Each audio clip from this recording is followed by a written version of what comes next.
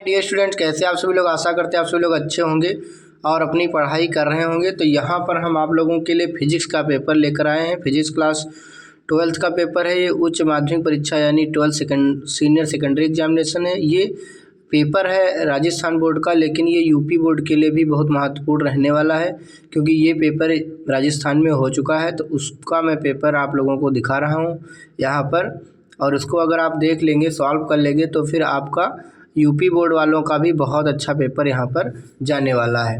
तो सबसे पहले यहाँ पर देख लीजिए, यहाँ पर पहला प्रश्न है आप सभी के सामने। 2 माइक्रोकूलम तथा 3 माइक्रोकूलम आवेश के 2 गोले वायु में परस्पर 20 सेंटीमीटर की दूरी पर स्थित हैं। इन गोलों के मध्य कार्यरत विद्युत बलों के परिमाण का अनुपात क्या होगा? तो यहाँ पर इसका आंसर होगा पहला 1:1। 1:1 इसके बीच में आएगा। ठीक, अगला देखते हैं। अगला है रेखीय आवेश घनत्व का एसआई मात्रक होता है। रेखीय आवेश घनत्व, ठीक, आपने 3 प्रकार के आवेश घनत्व पढ़े होंगे। रेखीय आवेश घनत्व, पृष्ठीय आवेश घनत्व, रेखीय आवेश घनत्व लैम्डा, पृष्ठीय आवेश घनत्व सिग्मा और आयतन आवेश घनत्व रो। तो वहाँ पर रेखीय में क्या होगा, एक रेखा पर मतलब एकांक लंबाई पर उत्पन्न आवेश की मात्रा को हम लोग रेखीय आवेश घनत्व कहते हैं। लैम्डा बराबर Q/L। क्यू मतलब आवेश का मात्रक कूलाम और लंबाई का मात्रक मीटर, तो कूलाम/मीटर होगा, यानी बी विकल्प यहाँ पर सही होगा। अगला प्रश्न है समविभव पृष्ठ तथा विद्युत क्षेत्र रेखाओं के मध्य कोण होता है। तो यहाँ पर होगा कितना, 90 डिग्री होगा। समविभव पृष्ठ और विद्युत क्षेत्र रेखाओं के बीच में कोण होता है 90 डिग्री का। नेक्स्ट क्वेश्चन है निम्न में से परावैद्युत पदार्थ होते हैं। परावैद्युत पदार्थ कैसे होते हैं? तो परावैद्युत पदार्थ कैसे होते हैं? चालक होते हैं कि अतिचालक होते हैं, अर्धचालक होते हैं, अचालक होते हैं? तो ये होते हैं अर्धचालक, सेमीकंडक्टर होते हैं। यहाँ पर नेक्स्ट क्वेश्चन है किसी संचायक बैटरी का विद्युत वाहक बल 10 वोल्ट एवं आंतरिक प्रतिरोध 0.5 ओम है और बैटरी से प्राप्त अधिकतम विद्युत धारा का मान यहाँ पर कितना होगा? यानी आई बराबर पूछा गया है। आई बराबर क्या होता है, V/R। आई बराबर क्या होता है, V/R। V कितना है 10 वोल्ट और R कितना है 0.5। तो जब 0.5 का दशमलव हटाएंगे नीचे तो ऊपर 0 बढ़ाएंगे तो 100 हो जाएगा, 5 से काटेंगे तो 20×5 = 100। तो 20 एम्पियर यहाँ पर राइट आंसर होगा, सी विकल्प। नेक्स्ट क्वेश्चन देखते हैं। एक घूर्णन में आवेशित कण द्वारा चुंबकीय क्षेत्र के अनुदिश चली गई दूरी को क्या कहते हैं? तो उसको कहा जाता है पिच यानी कि चूड़ी अंतराल। पिच यानी कि चूड़ी अंतराल। तो ये यहाँ पर अतिचालक पदार्थ पूर्णतः क्या प्रदर्शित करते हैं? तो प्रतिचुंबकत्व प्रदर्शित करते हैं, यानी डाई मैग्नेटिज्म प्रदर्शित करते हैं। नेक्स्ट क्वेश्चन देखेंगे। 10 स्पोकों वाला साइकिल का एक पहिया पृथ्वी के चुंबकीय क्षेत्र के क्षैतिज घटक के लंबवत 2 चक्कर प्रति सेकंड की दर से घूम रहा है, जिससे पहिए की धुरी एवं रिम के मध्य प्रेरित विद्युत वाहक बल E उत्पन्न हो रहा है। यदि स्वारकों की संख्या दुगुनी कर दें तो प्रेरित विद्युत वाहक बल का मान होगा कितना, 2E होगा, यानी विकल्प बी सही होगा, यहाँ पे राइट आंसर होगा। अगला क्वेश्चन देखते हैं। स्वप्रेरकत्व को कहते हैं, स्वप्रेरकत्व को कहते हैं भाई विद्युत ऊर्जा यानी इलेक्ट्रिक एनर्जी कहते हैं। अगला है प्रत्यावर्ती धारा के वर्गमाध्यमूल वर्गमान तथा शिखर मान का अनुपात कितना होता है? तो वर्गमाध्यमूल और शिखर मान का अनुपात होता है 1/√2, यानी द विकल्प, यानी डी विकल्प यहाँ पर राइट आंसर हो जाएगा। अगला प्रश्न है रिमोट नियंत्रकों में प्रयुक्त विद्युत चुम्बकीय तरंग होती है। तो ये होता है पहला आंसर सही, अवरक्त तरंगें इंफ्रारेड वेव होती हैं। नेक्स्ट क्वेश्चन है एक बाल्टी में जल 24 सेंटीमीटर ऊंचाई तक भरा हुआ है। यदि जल का अपवर्तनांक 4/3 हो तो बाल्टी की तली पर रखी वस्तु की आभासी गहराई कितनी होगी? आभासी गहराई मतलब फार्मूला क्या होता है, 4 मतलब अपवर्तनांक बराबर वास्तविक ऊंचाई बटे आभासी गहराई या आभासी ऊंचाई। तो 4/3 बराबर 24 बटे आभासी गहराई। तो 4 × 24 और 6 × 3 = 18 आ जाएगा, यानी डी विकल्प हो जाएगा इसका राइट आंसर। नेक्स्ट प्रश्न देखते हैं। यहाँ पर ये जो दिया है त्रिभुज प्रिज्म के लिए अपवर्तन कोण, आपतन कोण और विचलन कोण के मध्य चित्र कौन सा आएगा? तो सा विकल्प यहाँ पर आएगा। विचलन कोण और आपतन कोण के बीच डायग्राम, सा विकल्प यहाँ पर आएगा, बिल्कुल करेक्ट आंसर। किसी तरंगाग्र पर स्थित किन्हीं 2 बिंदुओं के मध्य कलांतर कितना होता है? 0 डिग्री का होता है। 4 धातुएं PQRS के कार्यफलन दिए गए हैं। इनमें सबसे न्यूनतम देहली आवृत्ति की धातु होगी R की होगी, जिसका तरंग दर ज़्यादा होता है उसकी आवृत्ति कम होती है। गाइगर मार्सर्डन प्रयोग में ये 92, यूरेनियम 238 आएगा। ताप नाभिकीय संलयन के लिए आवश्यक ताप होगा 10⁸ केल्विन टेम्परेचर। और देखते हैं यदि कार्बन, सिलिकॉन एवं जर्मेनियम के लिए ऊर्जा बैंड अंतराल E1 E2 E3 दिया तो पहला ही सही हो जाएगा। E1 बड़ा, फिर E2 उससे बड़ा, फिर E3, मतलब E1 सबसे बड़ा, फिर E2, फिर E3। अगला है वह अब देखो रिक्त स्थान आ गया।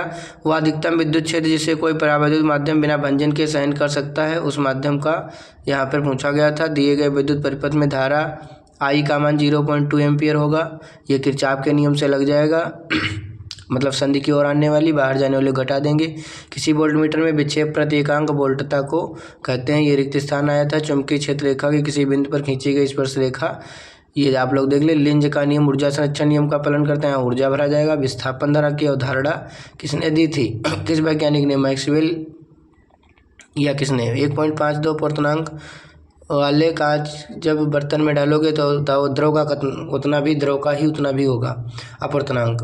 अगला है जल के पृष्ठ पर किसी समय जल के अणुओं की निस्पंदी रेखाओं की संख्या 0 होगी। किसी फोटॉन की तरंग दैर्ध्य आधी कर दी जाए तो उसकी आवृत्ति क्या होगी? आवृत्ति दुगनी हो जाएगी क्योंकि उसके विपरीत उल्टा होता है। ये न्यूमेरिकल दिया था तो इसका आंसर 1.63 10⁻, यहाँ पर 34 मीटर आएगा। 1 से 2 पंक्ति में देना है उत्तर। तांबे के लिए प्रतिरोधकता एवं परम ताप के मध्य ग्राफ यहाँ पर बनाना है। अगला धारा घनत्व को परिभाषित कीजिए। J बराबर I/A। एकांक क्षेत्रफल में प्रवाहित धारा को धारा घनत्व कहते हैं। ये चुंबकीय एकल ध्रुव, ये सब आप क्वेश्चन देख लीजिए फटाफट से। विद्युत चुंबकीय प्रेरण पूछा गया। एक रेखीय ध्रुवित विद्युत प्रकाश के विवर्तन को परिभाषित कीजिए।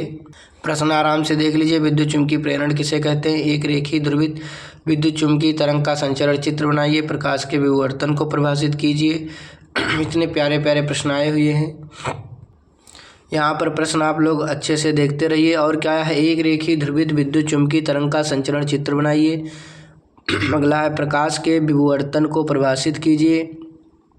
अगला सवाल है यदि किसी धातु का कार्यफलन 4.5 इलेक्ट्रॉन वोल्ट तथा इसके पृष्ठ से उत्सर्जित फोटो प्रकाशिक इलेक्ट्रॉन की गतिज ऊर्जा इतनी है तो आपतित प्रकाश के फोटॉन की ऊर्जा ज्ञात कीजिए। E बराबर hnu से याद निकाल सकते हैं। मैं इसको सॉल्व कराऊंगा। उत्सर्जन रैखिक स्पेक्ट्रम की परिभाषा लिखिए। यदि ऑक्सीजन नाभिक 8O16 की बंधन ऊर्जा 128 MeV है तो इसकी प्रति न्यूक्लियन बंधन ऊर्जा ज्ञात कीजिए।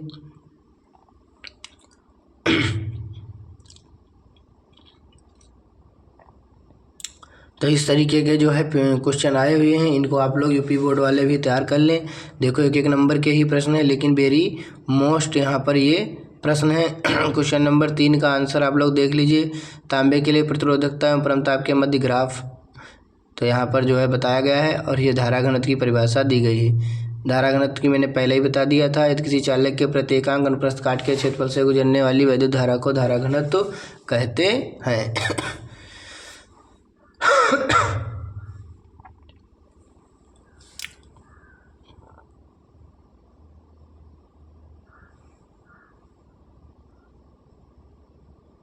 एकल चुंबकीय ध्रुव के लिए गाउस का नियम भी यहाँ पे बताया गया है। इसको आप लोग देख सकते हो। एकल ध्रुव का कोई आश्रित चुंबक में नहीं होता, इसलिए सामान्यतः यह शून्य होता है। M H तथा B के मध्य संबंध B बराबर μ0 H+M। विद्युत चुंबकीय प्रेरण जब किसी कुंडली से संबंधित चुंबकीय फ्लक्स में परिवर्तन होता है तो उसमें एक प्रेरित विद्युत वाहक बल उत्पन्न होता है। इस घटना को विद्युत चुंबकीय प्रेरण कहते हैं। यानी जो प्रश्न थे उनके मैं अब आंसर आप लोगों को दिखा रहा हूँ यहाँ पर।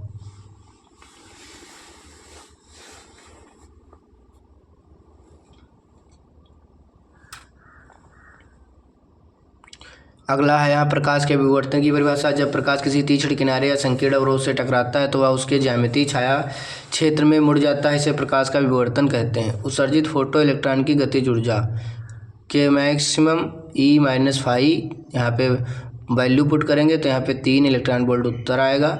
8वें प्रश्न का 10वें का ऑक्सीजन नाभिक के लिए प्रति न्यूक्लियन बंधन ऊर्जा निकालने के लिए 128 MeV जो दिया था उसको 8O16 यानी 16 हमने प्रमाण भार से भाग देना था तो 8 MeV आ जाएगा। 8 मेगा इलेक्ट्रॉन वोल्ट बटे प्रति न्यूक्लियन मतलब। ठीक, तो यही इसका राइट आंसर हो जाएगा क्वेश्चन 10 का। अगर वीडियो पसंद आ रही तो इसको लाइक ज़रूर कर दीजिएगा। पूरा पेपर में दिखाऊंगा, इसको यूपी बोर्ड और बिहार बोर्ड सभी के विद्यार्थी देख के ज़रूर जाएं, क्योंकि इसमें से क्वेश्चन कोई ना कोई आपका मैच जरूर करेगा। अगला क्वेश्चन यहाँ पर पेपर देख लीजिए। खंड बा में दिए गए परिपथ में यदि कोई बिंदु ए व बी के मध्य तुल्य धारिता 15 माइक्रोफैरड संधारित्र की धारिता ज्ञात कीजिए। तुल्य इतनी है तो एक्स का मान निकालना है यहाँ पे। तो देखो 10 माइक्रोफैरड के समांतर क्रम में जुड़े हैं तो इसका जोड़ोगे तो 10 20 आ जाएगा, और फिर 20 और एक्स हो जाएंगे श्रेणी क्रम में, तो उसके लिए फार्मूला लगाओगे 1/20 + 1/x बराबर 15। तो 1/15 फिर 1/15 - 1/20 करोगे तो 20 × 20 में 15 जाएंगे 5/300 5 × 30 60 आ जाएगा। 60 माइक्रोफैरड एक्स का मान।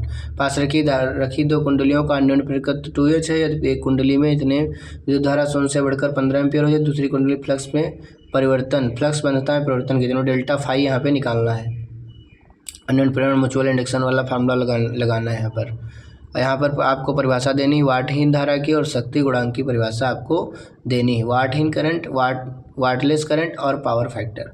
बहुत ही प्यारे प्यारे प्रश्न है। वाटहीन धारा और शक्ति गुणांक।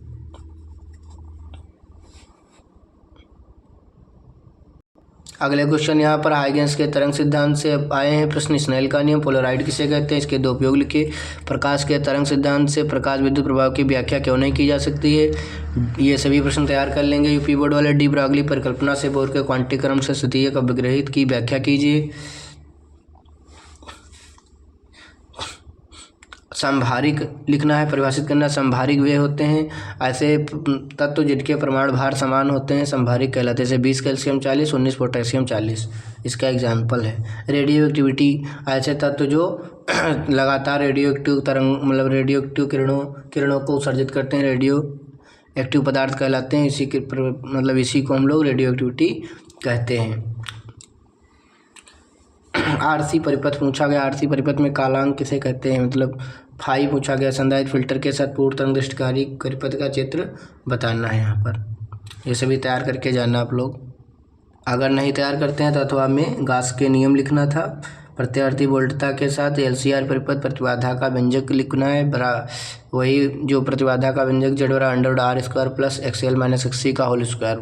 अगर ये नहीं करते तो ट्रांसफार्मर की कुंडलियों में फेरों की संख्या तथा धाराओं के मध्य संबंध स्थापित करना है।